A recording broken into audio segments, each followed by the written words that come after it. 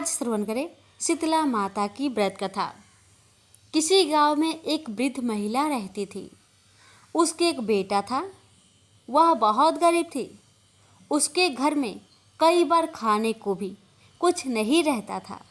उसकी झोपड़ी भी गांव से दूर अलग बनी हुई थी। वह शीतला माता की भक्त थी तथा शीतला माता का व्रत करती थी। उसके गांव में और कोई भी शीतला माता का पूजा नहीं करता था, लेकिन उस गांव में शीतला माता का मंदिर था। एक दिन उस गांव में किसी कारण से आग लग गई। पूरे गांव में आग लगने के कारण सभी लोग आग से सुलझ जाते हैं। आग लगने से शीतला माता भी जल जाती है। वह जलन और गर्मी से वह परेशान होकर सब घर घर जाती है, पर उनको कहीं भी ठंडक नहीं मिलती, क्योंकि सारा गांव जल रहा होता था। तो माताजी कुम्हार के बाड़े में जाती है, जिससे उन्हें वहां ठंडी मिट्टी मिल सके। लेकिन कुम्हार ने बर्तन पकाने के लिए मिट्टी को आग पर चढ़ा दिया था, तो उन्हें वहां पर भी खूब जलन होती है। इस तरह सब जगह घूमने के बाद भी उन्हें कहीं भी राहत नहीं मिलती। तो वो गांव से दूर वृद्ध महिला के यहाँ पहुँचती है। वहाँ पर मिट्टी में लौटकर अपने शरीर की जलन को शांत करती है।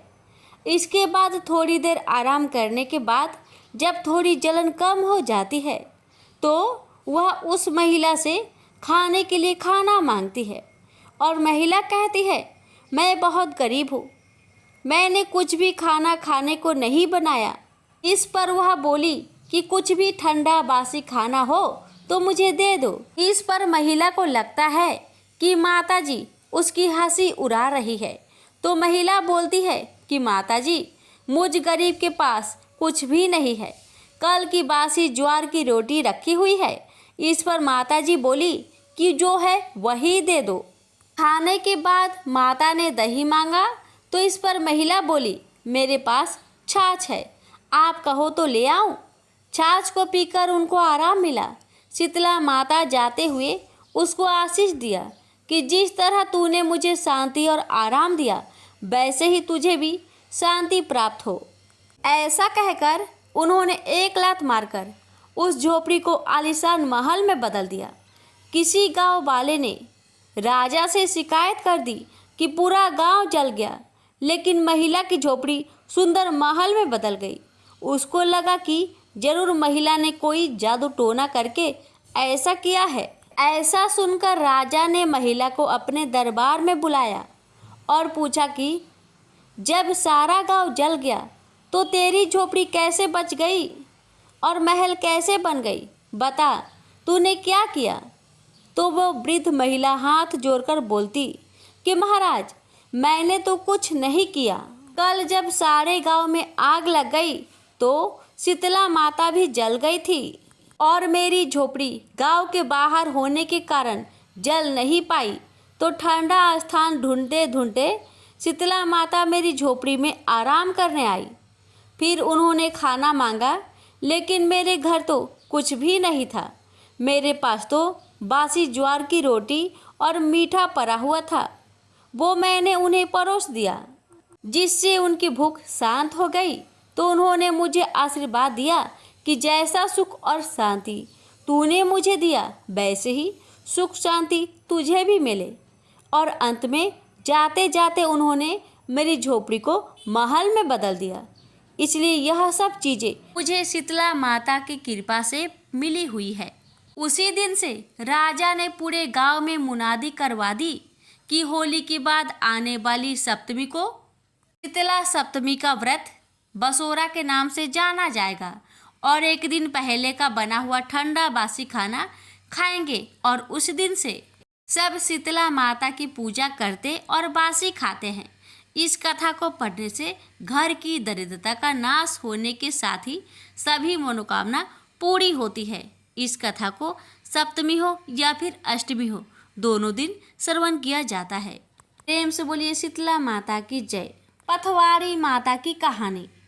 एक बार पथवारी माता पाल और विनायक जी में झगड़ा हो गया। सब आपस में स्वयं को बड़ा बताने लगे। इतने में एक ब्राह्मण का लड़का आया। पाल पथवाड़ी गजानन जी ने उसे रोका और कहा, लड़के रुक जा और हमारा न्याय कर। लड़का बोला, मैं कल वापस आऊँगा, तब न्याय करूँगा। घर आकर लड़के ने माँ से कहा, माँ मुझे कल पाल पथवाड़ी माता विनायक जी का न्याय चुकाना है। तो माँ ने कहा, बेटा सबको बड़ा बता देना। दूसरे दिन लड़का वहाँ गया और बोला, पाल माता आप बड़ी हो, क्योंकि हर व्यक्ति आता है और स्नान ध्यान करके शुद्ध होकर जाता है और आप सबकी रक्षा करती हैं। हे पथवाड़ी माता आप सबसे बड़ी हो, क्योंकि कितने भी तीर्थ धर्म ध्यान कर ले पर आपकी पूजा किए बिना उनका कार्य पूर्ण नहीं होता। आप जीवित को भी तारती हैं और मरने के बाद भी उद्धार करती है। पथवाड़ी माता पथ की धारिणी, इसलिए आप बड़ी हो। अब विनायक जी से लड़का बोला, सबसे पहले शुभ काम में आपको ही मनाया जाता है। आपको ध्याए बिना कोई काम सिद्ध नहीं होता, इसलिए आप बड़े हो। पाल माता पथवाड़ी माता विनायक जी भगवान लड़के की चतुराई से प्रसन्न हो गए और बोले, लड़के तुमने तो हम सबको बड़ा कर दिया, उसको सुखी रहने का आशीर्वाद दिया और जौ के दाने उसके अंगोछे में डाल दिया। लड़का सोचने लगा, ये तो घाटे का सौदा रहा। सारा दिन खराब कर न्याय किया और इतने से जौ मिले। उदास मन से घर आकर अंगोछा एक कोने में डाल दिया। माँ ने अंगोछा उठाया तो उसमें से हीरे मोती बिखर गए।